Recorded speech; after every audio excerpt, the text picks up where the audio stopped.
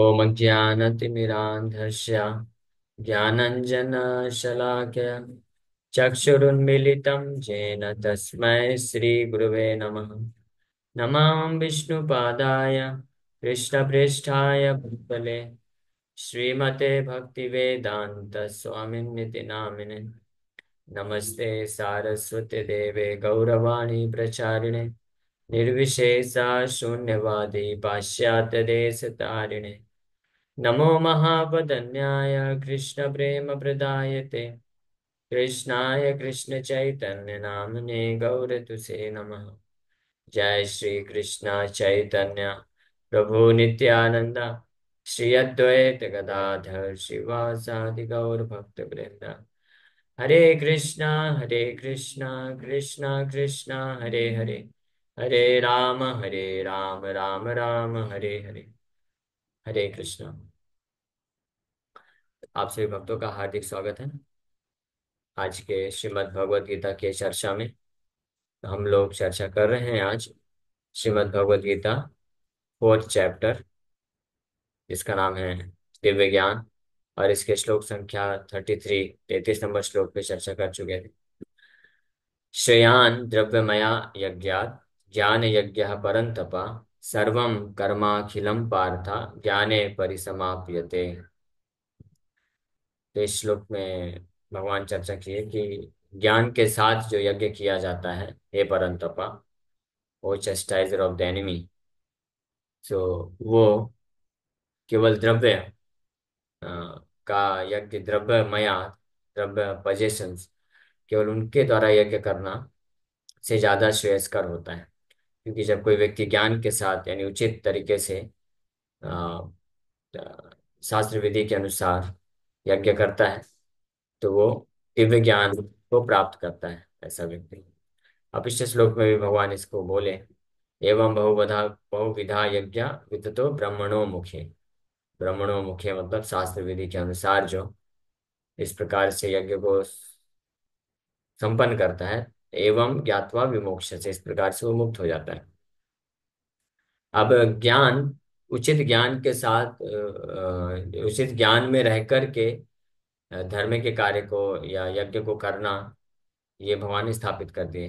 अब वो ज्ञान को प्राप्त कहाँ से कर सकते हैं? तो 32 नंबर श्लोक में तो भगवान बोले कि ब्रह्मणा मुखे, ब्रह्मणा मुखे, ब्रह्मणो मुखे मतलब all this different types of sacrifice are approved by the Vedas. वैदिक शास्त्रों में इनके बारे में वर्णन है।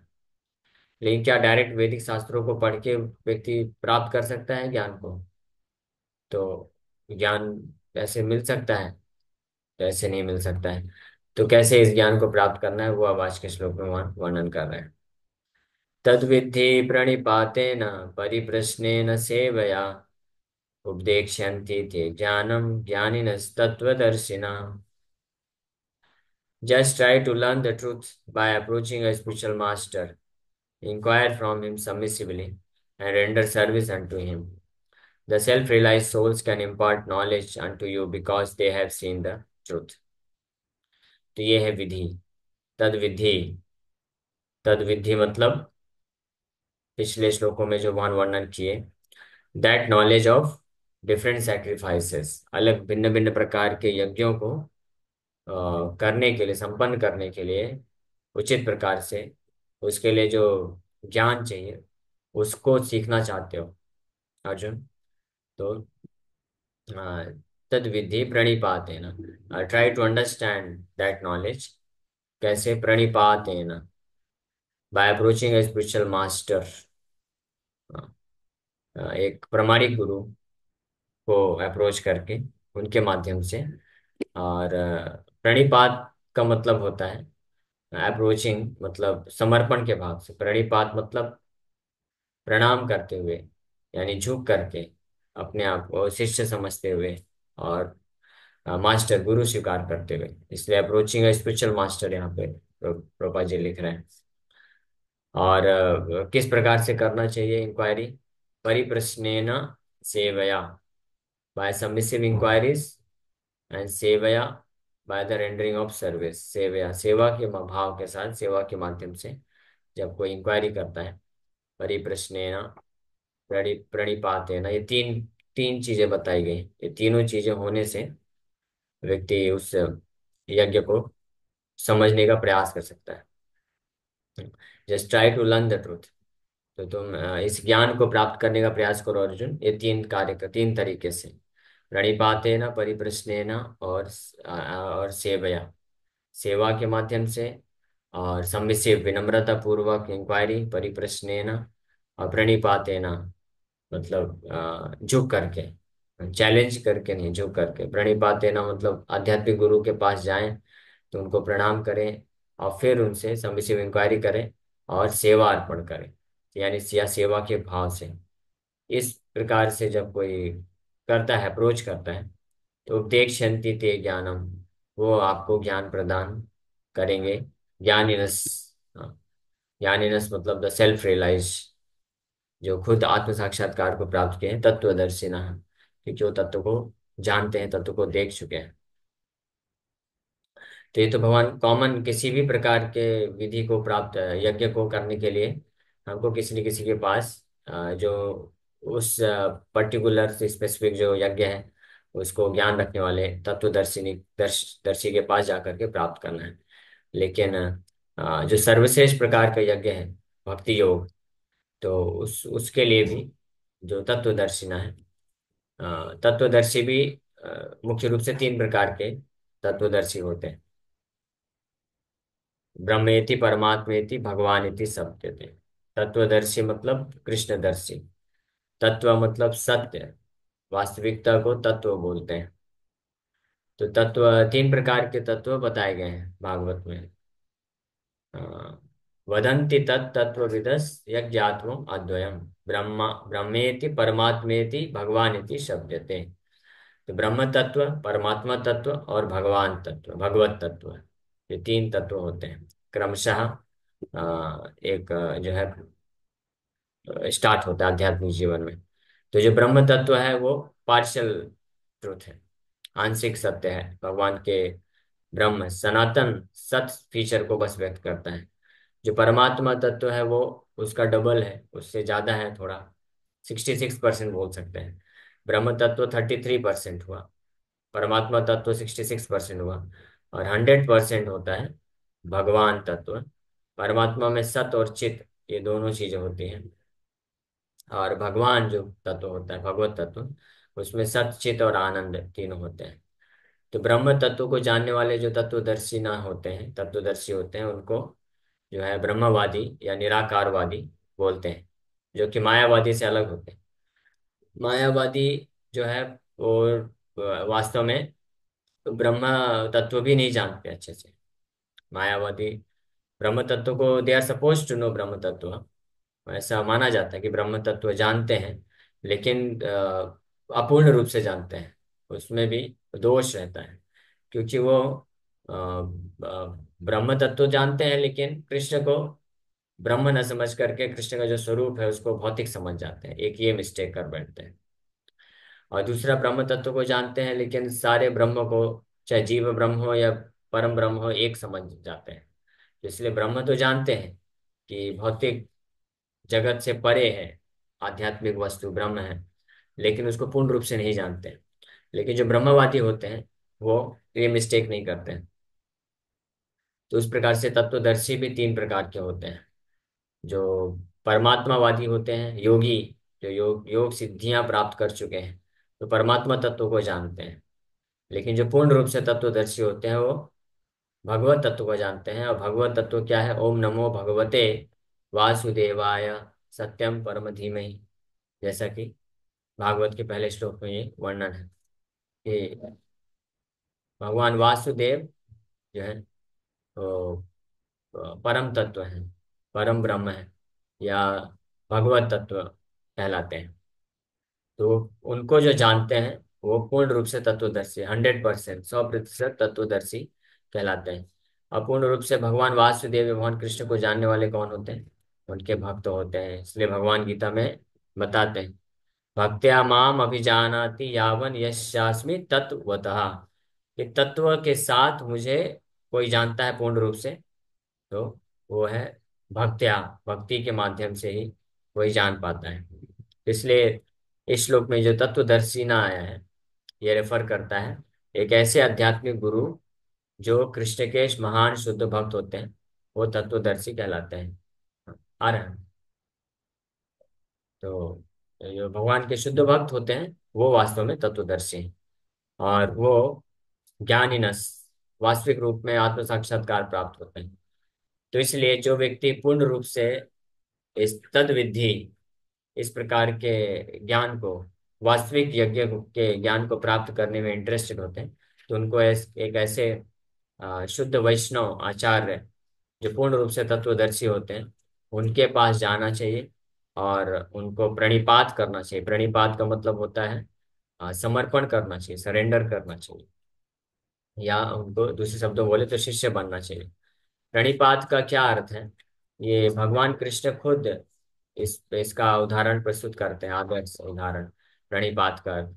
जब भगवान कृष्ण और कृष्ण बलराम गए, और सुदामा विप्र भी हुए कृष्ण के साथ गुरुकुल में, सांदीपनि मुनि के आश्रम में शिक्षा लेने के लिए, तो वहां पे भगवान प्रणिपात का जो है आदर्श उदाहरण अपने खुद के एग्जाम्पल से प्रस्तुत करते हैं कि गुरु की आज्ञा पे वो जब लकड़ियां इकट्ठा करने के लिए गए थे, तो गुरु जी का आदेश था, तो वो गए विदाउट हेजिटेशन, जबकि इतनी आधी बारिश सब कुछ हो रहा था, और फिर भी गए और वहां पे रहे और लकड़ियां इकट्ठा करके लाए। वो एक दृष्टांत है। ऐसे पूरे गुरुकुल के लाइफ में जैसे सांदीपनि मुनि उनको आदेश देते थे वैसा वो करते थे।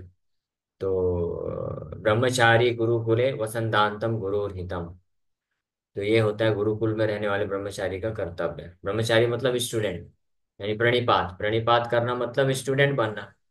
हाँ, हम केवल इक्वल इक्वल रह करके वास्तव में प्रणिपात नहीं हो सकता है, इक्वल रह करके ज्ञान प्राप्त नहीं कर सकते हैं। कई लोग बस जिज्ञासा करने आते हैं। एक जिज्ञासु और व्यक्ति में, और जो एक जो आध्यात्मिक जीवन में तत्वों को जानना चाहता है, इन दोनों में अंतर है। जिज्ञासु व्यक्ति बस जिज्ञासा करने के लिए आता है, पूछता है और फिर चला जाता है। उसको वार्तालाप करके उत्तर सुन के अच्छा लगता है। लेकिन जो प्रणिपात जो करके जो सुनता है, उसमें अंतर यह है कि प्रणिपात मतलब कि वो सरेंडर करता है, और अब जिस प्रकार से तत्व का ज्ञान दिया जाता है, जैसे भगवत ज्ञान दिया जाता है, मार्गदर्शन दिया जाता है, उसके अनुसार वो अब अपने जीवन में अमल करने के लिए भी तैयार होता है। उसको बोलते हैं प्रणिपात। और परिप्रश्नेना, परिप्रश्नेना मतलब कि सबमिसिव इंक्वायरी। क्योंकि जब उपदेश उपदेश दिया जाएगा तो बहुत सारी चीजें ऐसी होंगी कि समझने में कठिनाई होगी, नहीं समझ पाएंगे। तो उसके जो क्वेश्चन होते हैं, डाउट्स होते हैं, वो क्लैरिफाई करना भी महत्वपूर्ण है। तो प्रश्न पूछना मना नहीं किया गया। इस श्लोक में ये बहुत इंपॉर्टेंट चीज भगवान बोल रहे हैं स्पष्ट, कि आध्यात्मिक विषय वस्तु को समझने के लिए प्रश्न भी पूछना चाहिए, लेकिन प्रश्न परिप्रश्नेना होना चाहिए। अपसर्ड इंक्वायरीज नहीं होनी चाहिए। यानी भौतिक जगत, भौतिक चीजों के लिए इंक्वायरी नहीं करना चाहिए। और इंक्वायरी कैसे करना चाहिए, आध्यात्मिक चीजों के लिए करना चाहिए, और वो भी सबमिसिव होकर के करना चाहिए, विनम्रता के भाव से करना चाहिए। तो सबमिसिव इंक्वायरी का मतलब होता है कि मैं अपने समझ के लिए, मुझे नहीं समझ में आ रहा है, इसलिए मैं अपनी समझ के लिए आपसे इस प्रकार का इंक्वायरी कर रहा हूँ। कई लोग होते हैं इंक्वायरी इसलिए करते हैं, या तो पता रहता है लेकिन फिर भी टेस्ट करने के लिए इंक्वायरी करते हैं। और कई लोग इंक्वायरी केवल इसलिए करते हैं जिज्ञासा, बस उसको पालन करने का उनका कोई इंटेंशन नहीं होता है। और कुछ लोग इंक्वायरी करते हैं लेकिन फेथ नहीं होता है। तो सबमिसिव इंक्वायरी मतलब ये इस पूर्ण श्रद्धा के साथ कि अगर शास्त्र के रेफरेंस को देते हुए ऐसे तत्वदर्शी गुरु आपके क्वेश्चन का समाधान करते हैं, तो उसको फिर स्वीकार करना भी चाहिए। स्वीकार करने के लिए, स्वीकार करके जीवन में उतारने के लिए प्रश्न पूछना चाहिए। इसको बोलते हैं परिप्रश्नेन। ये दो चीज प्रणिपातेन परिप्रश्नेन। और सेवया मतलब सेवा के भाव से या सेवा करते हुए। क्योंकि जब उत्तर प्राप्त होता है, कोई भी हमारी इंक्वायरी होती है, जिज्ञासा होती है, कोई भी ज्ञान होता है, वो जब प्रदान किया जाता है, तो जब तक सेवा नहीं करता है, सेवा का भाव नहीं है, तो वो ज्ञान जो है परिपूर्ण नहीं होता है, साक्षात्कार के स्तर पे नहीं जा सकता है। इसलिए सेवा सेवा के भाव के द्वारा, सेवा का भाव जो होता है वो व्यक्ति के हृदय को उपजाऊ बनाता है। जैसे जो धरती है वो अगर उपजाऊ नहीं है तो उसमें कितना भी खाद बीज और पानी डालते हैं तो वो भी बीज को फ्रूट बीज उसमें से उगता नहीं है, अंकुरित नहीं हो पाता है, क्योंकि जमीन जो है उपजाऊ नहीं, पत्थर है अगर जमीन। लेकिन अगर जमीन उपजाऊ है तो उसमें जैसे ही बीज डालेंगे पानी डालेंगे तो अपने आप अंकुरित होकर निकल जाएगा।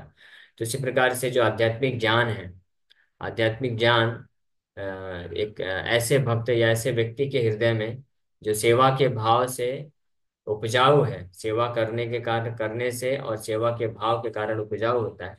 तो जब उपदेक्ष्यन्ति ते ज्ञानम, जब ज्ञान का उपदेश मिलता है तो उसमें से साक्षात्कार रूपी वृक्ष पौधा जो है अंकुरित होकर निकलता है। तो इसलिए तीन चीज करना महत्वपूर्ण है। तीन चीज करके ही कोई व्यक्ति दिव्य ज्ञान को प्राप्त कर सकता है। तो इस श्लोक में मुख्य रूप से एक तत्वदर्शी, ज्ञानीनस, ज्ञानीनस मतलब आत्म साक्षात्कार को प्राप्त हुए तत्वदर्शी, जिन्होंने तत्व का दर्शन किया है। तत्व मतलब कृष्ण, परम तत्व है। तत्व का पूर्ण जो रूप है वो कृष्ण है, और उन्हीं का जो आंशिक रूप है कृष्ण के शरीर से निकलने वाला जो ब्रह्म ज्योति है तो वो भी कृष्ण ही है, लेकिन वो अपूर्ण अभिव्यक्ति है, पार्शियल अंडरस्टैंडिंग। तो तत्वदर्शिना मतलब जो कृष्ण को देखा है। कृष्ण को देखा है मतलब, दर्शिना मतलब देखना, मतलब इन आंखों से जरूरी नहीं कि देखा है, इन आंखों से भी दिखा सकते हैं, भगवान दर्शन कर सकते हैं, उसमें कोई दिक्कत नहीं है। लेकिन दर्शिना का मतलब होता है साक्षात्कार प्राप्त किया है, रियलाइजेशन जिसको बोलते हैं, स्पिरिचुअल प्लेटफॉर्म में, आध्यात्मिक स्तर पे साक्षात्कार प्राप्त करके, तो उसको तत्वदर्शिना बोलते हैं। और ऐसे जो तत्वदर्शी गुरु होते हैं वो खुद किसी न किसी पूर्ववर्ती तत्वदर्शी गुरु के आश्रय में रह करके उनसे ज्ञान प्राप्त किए होते हैं। और इस प्रकार से गुरु शिष्य परंपरा के द्वारा ज्ञान आता है और वो योग्य होते हैं इस ज्ञान को प्रदान करने के लिए। So the path of self spiritual realization is undoubtedly difficult. आध्यात्मिक जीवन का जो मार्ग है वो बहुत ही मुश्किल है। क्यों मुश्किल है? क्योंकि ये आध्यात्मिक जो विषय वस्तु है, सत्य है, ज्ञान है, वो मन बुद्धि और इंद्रियों के परे है।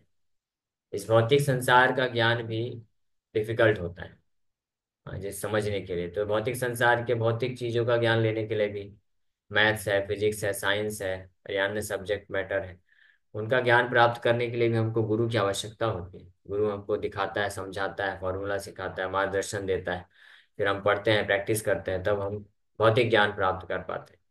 तो आध्यात्मिक ज्ञान तो बिना गुरु के संभव ही नहीं है, क्योंकि आध्यात्मिक ज्ञान इंद्रियों के परे है, मन और बुद्धि से अगोचर है। इसलिए आध्यात्मिक साक्षात्कार निश्चित रूप में बहुत ही कठिन होता है। The Lord therefore advises us to approach a bona fide spiritual master in the line of disciplic succession from the Lord Himself. इसीलिए भगवान हमारे हित के लिए हमको ये एडवाइस दे रहे हैं, ये सुझाव दे रहे हैं, इंस्ट्रक्शन दे रहे हैं कि हमको एक प्रामाणिक शुद्ध वैष्णव गुरु का मास्टर के रूप में, गुरु के रूप में स्वीकार करके, जो कि गुरु शिष्य परंपरा में आते हैं, भगवान खुद से, खुद भगवान से ही, उनसे हमको ज्ञान प्राप्त करना चाहिए।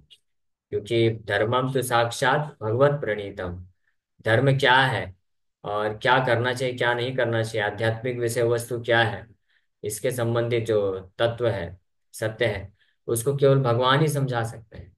तो भगवान उसको समझाते हैं, फिर भगवान से जो वो ज्ञान साक्षात्कार प्राप्त करता है जो भक्त, फिर वो अपने शिष्यों को देता है, फिर उनके शिष्य देते हैं। तो इस प्रकार से इस गुरु शिष्य परंपरा में वो ज्ञान आना चाहिए। कई बार कुछ लोग ऐसे होते हैं, वो ज्ञान की बातें करते हैं, कुछ कुछ ज्ञान बताते हैं आध्यात्मिक जीवन के बारे में भी, फिर उनसे पूछा जाए कि इसका रेफरेंस क्या है, तो बोलते हैं हमारे गुरुजी ने बताया। ओके, तो आपके गुरुजी ने कहाँ से सीखा है? हमारे गुरुजी ने कहीं से सीखा नहीं है, उनको जो है ज्ञान उनके हृदय में प्रकट हुआ है। कैसे प्रकट हुआ? हिमालय में वो तपस्या करने गए थे, 50 साल तक उन्होंने तपस्या किया, उसके बाद वो ज्ञान जो है प्रकट हो गया। हाँ। तो ये सब जो ज्ञान प्रकट होते हैं ये अविश्वसनीय ज्ञान होते हैं, इसमें विश्वास बिल्कुल भी नहीं किया जा सकता है।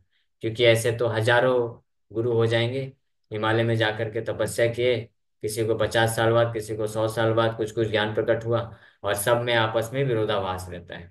हाँ, तो इसलिए इस प्रकार के ज्ञान की कोई वैल्यू नहीं होती, इसको स्वीकार नहीं किया जा सकता है, भले ही वो व्यक्ति कितना भी सिद्ध हो, कैसा भी हो। इसीलिए बड़े स्पष्ट शब्दों में भागवत में यमराज जी खुद बताते हैं कि धर्म क्या है, धर्म को कौन प्रदान कर सकता है, धर्म को उत्पन्न कौन कर सकता है, धर्म को जन्म कौन दे सकता है। ये केवल और केवल अधिकार भगवान को है और किसी व्यक्ति को नहीं। हाँ, धर्मम तो साक्षात भगवत प्रणीतम, सुबह के भागवत क्लास में भी हम लोग पढ़ रहे थे। हाँ, ज्ञानम गुह्यतमम यत्तत् साक्षात भगवत उदितम, नारद मुनि बताए कि अनुभवोचन गमिष्यन्तः कृपया दीन वत्सलाः, कि जब वो शुद्ध भक्त लोग जा रहे थे चार चातुर्मास कंप्लीट करके, तो नारद मुनि बालक के ऊपर कृपा करने के लिए गुह्यतमम ज्ञानम उनको प्रदान किए। लेकिन कौन सा गुह्यतम ज्ञान प्रदान किया, अपना खुद का नहीं कि खुद खुद से बना करके ज्ञान को प्रदान करके चले गए, नहीं। नारद मुनि बता रहे हैं वो उन्होंने वही गुह्यतमम ज्ञान प्रदान किया जो साक्षात भगवत उदितम है, जो साक्षात भगवान ने दिया है, उस ज्ञान को प्रदान किया है। ये बहुत महत्वपूर्ण है। हम किस कहीं से भी शिक्षा लेते हैं, चाहे कोई भी संप्रदाय हो, कोई भी ऑर्गेनाइजेशन हो, कोई भी गुरु हो, साधु हो, और कितना भी फेमस हो, कितना भी पहुंचा हो, कितना भी सिद्ध ही क्यों ना हो, बड़े बड़े सिद्ध महात्मा लोग भी भ्रमित होते हैं। हाँ, आज के समय में तो इतने बड़े सिद्ध ऋषि मुनि नहीं है, लेकिन पिछले युगों में ऐसे ऐसे महान महान ऋषि मुनि लोग हैं जो एक से एक विद्वान हैं और सिद्ध लोग हैं। लेकिन फिर भी वो लोग भी आपस में जो है फंसे रहते हैं, विरोधाभास रहता है। मुनि का अर्थ ही होता है नाशम मुनि मुनिम यस्य मतिर्न भिन्नम मतम न भिन्नम न आसम मुनि। वो व्यक्ति मुनि नहीं कहलाएगा जिसका मत भिन्न ना हो। हाँ, इस ये इसलिए ये डेफिनेशन ही बना दिया गया है मुनि की, कि जब तक चार दस दस मुनि लोग मान लीजिए बैठे हैं, तो 10 मुनि के 10 के 10 का मत भिन्न होना चाहिए, तब 10 लोग मुनि कहलाएंगे। अगर किसी का भी मत एक के साथ मैच हो गया तो फिर मुनि नहीं है वो। मुनि मतलब विवेकशील। तो इसलिए जितने मुनि मिलेंगे सब के अलग अलग मत होंगे, किसका मत सही है, क्या किसी का भी मत सही पूरी तरीके से सही नहीं बोल सकते, सब कुछ ना कुछ पार्शियल अंडरस्टैंडिंग रखते हैं।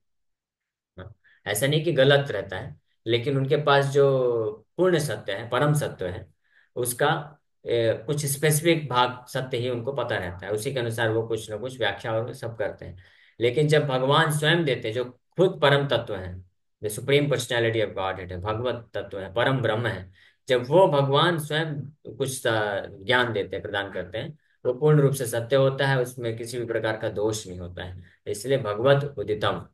हाँ, तो ऐसे जो तत्वदर्शी, इसीलिए जो तत्वदर्शी कौन है, जो इस प्रकार से गुरु शिष्य परंपरा में आते हैं, वही तत्वदर्शी, वास्तविक तत्वदर्शी वही बन सकते हैं।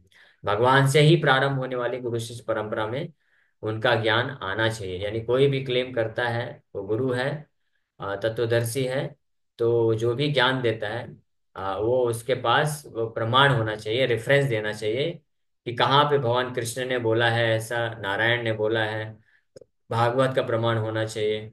हाँ, या तो डायरेक्ट भगवान का रेफरेंस देना चाहिए, या किसी ऐसे महान आचार्य का जो खुद भगवान की परंपरा से जुड़े हैं। जैसे हम लोग जब हम प्रचार करते हैं तो हम रेफरेंस या तो डायरेक्ट भगवत गीता से कृष्ण का रेफरेंस दे सकते हैं। हाँ, वो तो डायरेक्ट हो गया, वो तो सब सर्वश्रेष्ठ है। या वो भी सर्वश्रेष्ठ है कि हम वेद व्यास जी का रेफरेंस दें, नारद मुनि का दें, क्योंकि नारद मुनि, वेद व्यास जैसे जो महान आचार्य हैं, महाजन है ये सब, भागवत में उल्लेख है। तो ये इन्होंने जो भी ज्ञान प्रदान किया है, प्रामाणिक आचार्य हैं, तो ये वही ज्ञान प्रदान किए जो भगवान से आता है। हाँ, तो इसलिए ऐसा रेफरेंस भी दे सकते हैं।